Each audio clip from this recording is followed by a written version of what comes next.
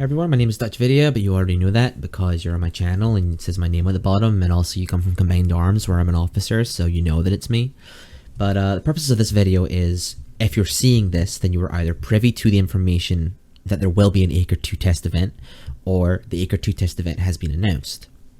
In that event, this video was created beforehand so that you can understand how the mod differentiates himself from Task Force Radio and how you can make the transition, if there is going to be one, or at least the temporary transition, easier on yourself.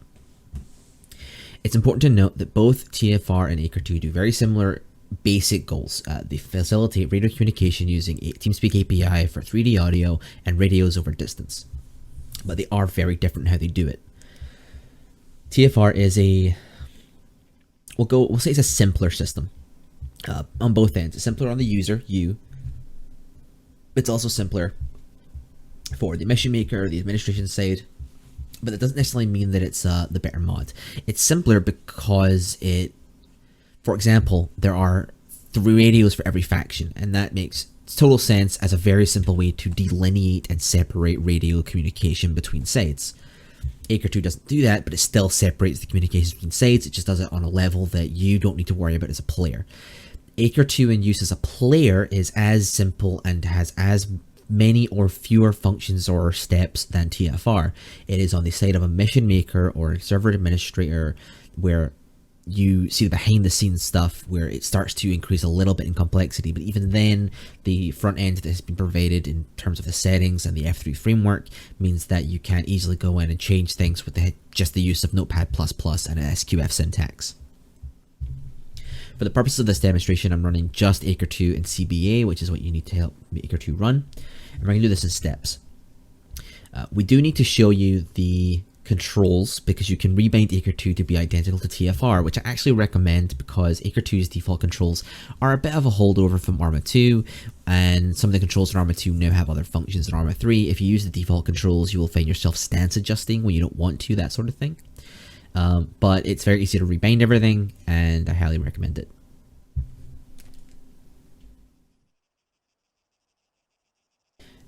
Before we go to the controls, though, we have to explain why you're rebinding them.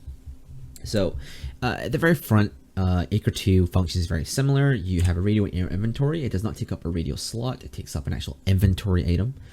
You'll see here's my long range. Here's my inter squad communication. And I don't have space for it, but I could get an PRC 117, which I'll actually just dump some stuff to acquire.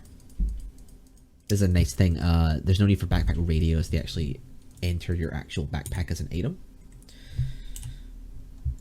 117s do take up a lot of space. So now I have 3 radios on me, which you can only really have 2 with TFR. You can have one radio in your radio slot, which for a rifleman is just a rifleman radio that is sometimes unprogrammable. Team leads get one that is. And then there's a backpack radio, which functions as both a backpack and a radio. Doesn't work that way in this. The structure is a little different. For the rifleman on the ground, things are no different. You will enter the game and you will talk with caps. Different end and start beeps. To note, you will not hear these beeps in a single player test. I'm in a multiplayer test on the editor, and that is why you can hear them. So, on, off. There's your squelch. It is much louder than TFR's. It's supposed to be so that you can hear it. And that is because Acre 2 is a testament to real life radios whilst being easy to use if you want it to be. There is only one radio interaction key, which I've rebound to Control P. And right now it brings up my 343 radio. This is your... I think this only goes to maybe a kilometer at most in good weather. But you'll notice that there's some very different things here. There's no interface. There's volume and channel controls. You actually turn the volume all the way down, or you can turn it all the way up. Radio can't go off. There's no off button for it. Some of the other radios do. You can also detach the handle, and I'll explain why momentarily. You can change the block. Handle must be reconnected for the radio to work. It will remember the state if you were to forget and come out of this interface. But I hear you say, oh, there's only one interaction for the radios. And yes, the difference is that you don't How to explain this? If you are an SL currently in Combined Arms using Task Force Radio, you bind one channel to your team on one ear, and you'll bind another channel to command. And then you'll use the alternate push to talk on T to talk on one, and the caps lock for the primary. That doesn't happen in real life, and it doesn't happen in Arma 3 with Acre 2. The 343 radio is your inter-squad, so I'd use it to talk to my men. And I can put it in my left ear, just like anything else. But if you want to activate another radio, you actually have to switch to that radio and make it the active radio. So if I press Alt-P, which in Task Force is the long-range interaction menu, but you don't have a long-range interaction menu in this, so it's a free key, I switch to the 152. This is your default long-range. Long-range in real-world terms means 5 to 6 to 7 to 8 kilometers. You don't use a 20-kilometer backpack radio to talk to men in the next town over or the next objective over. It isn't how it works. It's a flawed misconception of how radios work that TFR has perpetuated through, yes, its ease of use, but also its mishandling of long-range communication. And you might hear you say, that doesn't seem like a decent range, but we'll get to that. I'll explain all that later. Anyway, 152 is now my primary radio. If I press caps lock now, let me just put it in the right ear. Caps lock is now on the 152 as well, which means, oh, I have to switch between the radios every time I want to use one. Yes and no. If I press Alt-P again, I'll go to my 117, which is in both ears. The 117 can transmit to the 152, but it's really used for communicating to like vehicles who are very far away, or helicopters or planes. It is not meant for ground units to have. You should not have a 117 unless you are the commander who is separated from the ground combat. And even then, at a push, I would say do not give this to a ground unit if you're a mission maker. It should go to people who are in communication with vehicle assets and air assets. Now, the 117 is my primary radio. Pressing caps lock will let me talk on it, but I'll cycle back to the 343 for now. There are alternate push-to-talk keys. One of them I bound to T, talks on my 152. It's important to note that that didn't just talk on the 152, it made it the active radio. So if I was to talk on T, it actually makes it the active radio, and yes, I would need to cycle back to my 343. At this point, we're going to bring up the controls, which are Configure, Controls, Configure Add-ons, and Acre 2. And you'll see that there are a number of controls. I've rebound all of these currently, so don't worry if yours look completely different. You can rebind these as you want. As a rifleman, you don't need to rebind a lot of these, but they're very useful to have. You'll see there's 3 alternate radio keys: Shift and Caps Lock, T, and Alt and Caps Lock. And these are, for the most part, very similar to the radio keys in Task Force. So if I come out of here for a second, and I'll say, let's go to my 343, talking on the 343. I'll press T, talking on the 152. It's now my active radio. I'm pushing caps lock here, and you can see that the 152 is the active radio. If I push Shift and caps lock, that's my 343. Alt and caps is my 117. So there are 3 radio keys for the 3 possible radios that you may have in your inventory. Something that you could probably do, if you wanted to, is you could take your radio key 1 and set that to caps lock. And I would actually rebind, in that case, this Alt and Caps to Controlling Caps, because that's another Task Force radio key. Now, caps lock isn't my default radio key, but what it does is it only talks on that first radio, which is my 343. So I just push T here, I go to my 152, and then caps lock, straight back to my 343. In this avenue, we've made this identical to Task Force radio. And I highly recommend that this is the process people apply to their radio system, just because it's ease of use and it'll make the transition easier. And that's why we had to look at the controls. And of course, control caps is my 117. All of these are accessible with my left hand, and you can bind these to whatever you want. There are a couple of other things I think we should mention since we've looked at the control interface. You'll see there's direct speech volume control, which for me is on tab, although I will likely rebind this to something like control tab the way it is in Task Force Radio, because tab is actually a lock-on key for some mods. Oh, I can't actually because I have that bound to the toggle headset function. But I would bound this to something other than tab, just because a tab is used for some lock-on functions on missile-guided systems. You'll see that there's Babel Cycle. This is Windows by default. I recommend rebinding that because it'll interfere every time you press Windows for Ace if you use that. You've got your radio left, center, and right. Toggle headset, cycle radios, open radios, and you can move up and down channels on the currently active radio with control and up and down. Let me just explain. Control tab lowers your headset. If I talk on the radio, don't hear any difference here. What that actually means is essentially you literally just take your headset like I'm doing right here in real life and you put it around your neck. You can still hear things, but it's much, much quieter. It's essentially like halving the volume of the radio at a button press. And then you can put your headset back up. If you're in the middle of a firefight, command is giving you, give me a sit rep alpha, and you're like, command wait one, lower the headset, give it your order so that the radio is not interfering with you, and then you can raise it back up and tell command what's going on. And it will affect every radio in your inventory because all radios feed into one headset.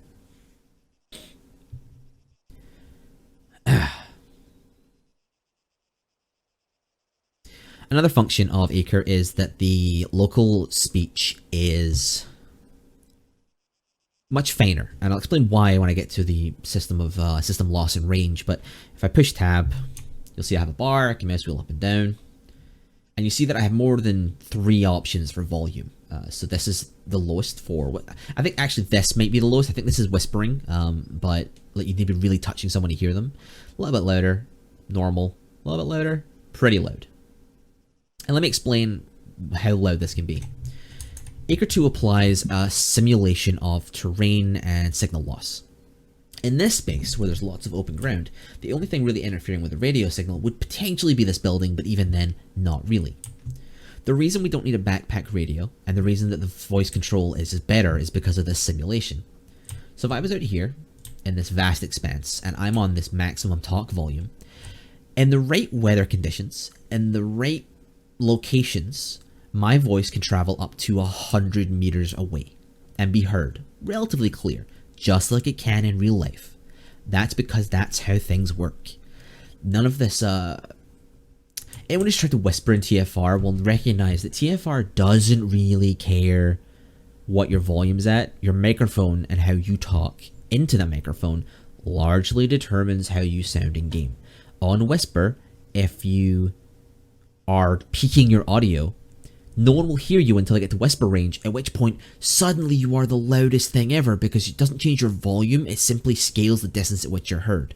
This is a combination of the two. You'll see a drop off in this. Rather than that sheer cliff that TFR drops off the talk distance, Acre is a gradual increase in decline. And it's much more natural and it's much more realistic. Something that's very difficult to show, and I can't do it currently. I might go find someone to help me with this, and then I may ask someone to come help me, and I'll show you the clips later. But it also is much better for up and down and behind objects and objective occlusion. With TFR, it's very difficult to pinpoint in 3D exactly where someone is. You can generally tell right or left, or behind or front, based on where they are in your headphones. But Acres is much finer. You can tell standing here if someone is above and behind and in that corner of a building, because it is just much more accurate positioning. It's something that's very difficult to prove without actually seeing it happen to yourself. But when I say it's more accurate, this isn't some press release by Acre 2 team and I'm trying to get in their good graces. It is literally just more accurate. It is a stone cold fact that Acre 2 is more accurate for local and distance in voice over without the radio. And that system simulation of range and terrain and signal loss also means that your 152, even though it only goes out to maybe 10 kilometers, in good weather it can stretch much further, in good terrain it can stretch much further, and because of the way the simulation works, a terrain does not need to be set up for Acre 2, it just does it on its own. It means that in the scale of the ops we do, where we're never very far, more than 5 kilometers from each other, it's very, very easy to just use the 152. This will talk to everyone who needs to hear you. If you need to use the 117, this would help, especially if you're looking at air assets who are halfway across the terrain and who are perhaps out of range. It's also worth noting that the local volume works much better in vehicles. It has an intercom for vehicle crew so that they can hear each other over sound effect volume, which is very useful. Anyone who's used TFR will know that you have to use the radio instead of vehicle because engines are really loud. I have a mod to fix that puts fake earplugs in. I don't need it in a vehicle now because there's a vehicle intercom for crews of tanks, APCs, and general tracked and wheeled vehicles. There are, I believe, I'm not 100% if the vehicle radios are implemented, but I think some of them do have vehicle radio racks, not all of them. Regardless, the 152 is really all you need as a tank commander or an APC crew to talk to ground units. If you're an air asset, you'll have a backpack with a radio in it because you're a pilot and you don't need a lot of stuff in your backpack. And that add action that gave me the radio means that if the gear scripting gets in the way, just empty your shit and give yourself the radio. There's no need for radio boxes. There's no reason. It bypasses a lot of the hassle at the start of a mission that TFR causes. And another step of that is you're not working with frequencies. I'm going to bring up the 152 at the moment, which is the default radio for everybody. And you'll see that it is a little bit similar to the 152 we know from TFR visually, but it isn't. First off, I can turn it on and off, and it has to load up. It has channel and volume sliders. These don't work until it's on, by the way. Volume, left and right click to change. So I can go to, oh, I didn't mean to turn it off. Now I gotta wait for the whole thing to boot up again. The 152 Faris is the default radio of, I believe, the US Army, currently anyway. But look, channel 2, 3, and look, they're all labeled. Ground Command 1, Ground Command 2, Air, FAC, Echo, Foxtrot, that sort of thing. It's very easy to use. You can literally label the channels with Alpha, Bravo, Charlie, Delta, Special Snowflake, Sniper Team. It's up to you. And you don't need to worry about the frequency because when you get into a mission, the briefing will say, or the markers on the map will say, or your CO will say, Alpha, move to channel... Alpha, all SLs move to channel 1 on your 152s. If you're an Alpha rifle team, you're all on channel X, and everyone on that channel can hear everyone on that channel. All it means is that the average rifleman has to learn a little bit more radio discipline. It'll be a little more cluttered. You can still, if you want to, split your fire teams on 343 radios, but that's not how real life works. It's not something you really should be doing. Fire team leaders would have 152s anyway, so they would be able to actually say, hey, 343s for section 2 are channel 3. But you say, oh, there's that many channels. Well, let me show you. There are 15 or 16 channels on a 343. 16. So that's 16 units, individual units. If you detach the handle and you go to block 2 and you reattach the handle, this is a different channel than block 1, channel 1. So technically, you have 16 channels times 5 blocks. You have over 50 channels to work with on a 343. Your fire team can go to whatever channel you want and not be heard. It is just as easy to split and to use. That is literally it for Acre. To break it down into a bullet point list, rebind your keys. The Acre 2 keys are a holdover from the Arma 2 days when it was a combination of your control shift and caps lock keys and arrow keys to switch. It's awkward, it doesn't work in Arma 3, Stanza just gets in the way. Work out keybinds that work for you. If you are just a rifleman, the only things you need to realize are that you have caps lock for your default radio, although I recommend changing it like I showed you to Alt Radio 1, so that it will always talk on a specific radio rather than the radio currently selected. Remember to rebind your keys, particularly that one in particular. Just makes your life easier. Know that as a rifleman, you don't need a 152. It's not for you. You have a 343. That's your radio. It doesn't have an interface. You just choose a channel. And you don't have to do that to do it. You can do this. Look at this. I'm changing my channel. Look at that. How cool is that? Can't change the block without removing the handle, but just so you know. If you're an SL, you'll have a 343 in one ear for your team and a 152 in the other ear for the command structure. If you need to get in contact with an air asset, there will be someone whose job that is in the command structure, and he will have a 117, but vehicle crews will use the long-range 152 regardless. You have, as a general unit, a range of voice controls that you didn't have in TFR. They are locally much better than TFR's. They're more accurate. That's not me just saying that. It is an undeniable proven fact. They are more accurate. And also you can lower and raise your headset, which is really good to know. Vehicle intercoms for noise over engines, yada yada. It's just as easy as TFR. The people who might have issue with it are your mission makers. It is not any more difficult than TFR, and if we're going into this test event, I want people to understand, yes, we're going to sit down and show you how it works, but if you're someone who takes a general interest in squad leading or commanding, it behooves you especially to know this. Now, in this 20-minute video that I've recorded so far, and I'm rambling, I'm not going to be doing much editing on this, it's important to note that as an SL, you do have a couple of functions that other people don't. You do have, in fact, a menu, which is on program. You have some menu options. Not all of them work. Not all of them do anything. Not all of the radio is included, but you can go to your like system presets and look at your configs, and if you want to, you can change these in game, but I don't recommend doing it. You go to radio config, which has nothing in it at the moment. Not all these menus are there. They intended to try to make these as realistic as possible, but they simply could not do that. On 7 here we have our options, by the way. You can lock your keypad, you can access your radio options, you can change your SAC. You know, like SATCOM burst mode doesn't do anything yet. You can go to your radio speaker though, and you can turn that on. It's a little more involved than TFR because most people don't do it, but now if you were to, let me show you. I don't believe the 343 and the 152 can talk, but no.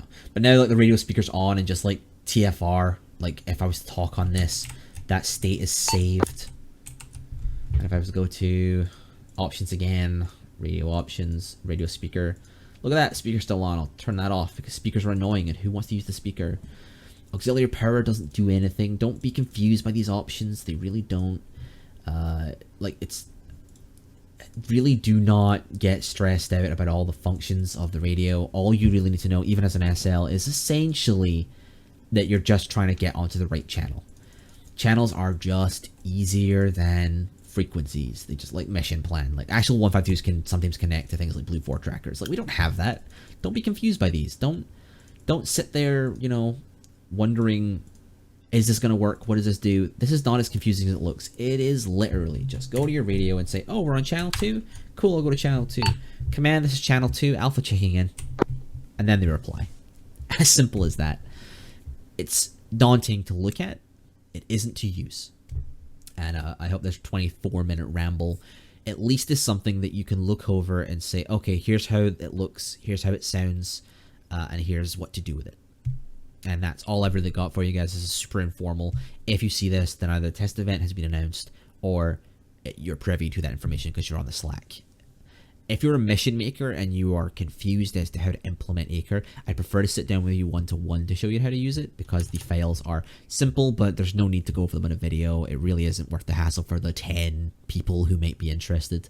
Know that you get control over the split between sides. You can make sides talk on the same radio, for example, or you can change the Babel languages, which, by the way, are let me find the key. Currently just English is available, but I can show you how to set up Babel, how to do all that if you want. What we're looking at of Acre is essentially that it works. If you are in favor of Acre, understand that if you're a regular user, your voice is just as important as that of a moderator or an officer. If it feels like the majority don't want it, like they're super strong, no, this is super complicated, first we'll sit down and say, okay, what makes you think it's complicated? Can we help with that? Those of us who are very in favor of it. And if we still find that people don't like it, we won't go with it. If we find that lots of people are into it, we are essentially beholden to our player base. There are only, I think, a few instances where I could ever see us shutting down the entire player base on a thing, and that would be only if it was actually broken. If this isn't broken and it works, and everyone's like, yeah, totally, we want to do this, your voice matters. It could swing the opinion if we ever do transition. And I don't want anyone to think going in, especially because they won't have known about the Acre 2 test repo, which I assume will have been information at this point. Volk, khaki, confirm. But we don't want you guys thinking that we do all this behind your back and we just make the decisions. Your voice has a weight, and we are beholden to you as the community to make sure that we provide what you guys are looking for. So if you want to, grab the latest Acre 2 release. It just came out. Download it, launch it just with CBA, and play around with it. Understand that there's other functions that it provides. So we're talking about hearing dead players on the spectator screen, which you can disable with the same key you use for this, by the way. I think that's probably one of the biggest things, especially. TFR is trying to implement it, but it is as broken as their general local voice in that it does the bare minimum. There's like no graduation to it. There's no simulation to it. Whereas with Acre 2, it's been fully implemented since the alpha release. It's something they've worked on for a very long time. So without going any further, I don't want to drag this into 40 minutes. We're almost on 30 now. Grab Acre 2, have a play with it, and I'll try to timestamp the moments I talk about certain things. But if you have any further questions about it, bug me or Starvolt or some other people who generally work on it, and we will try to answer some questions. I have a lot of experience with Acre. A lot. It's the only radio mod I've ever used. I did not use TFR until I came to Arma with the people I'm with now.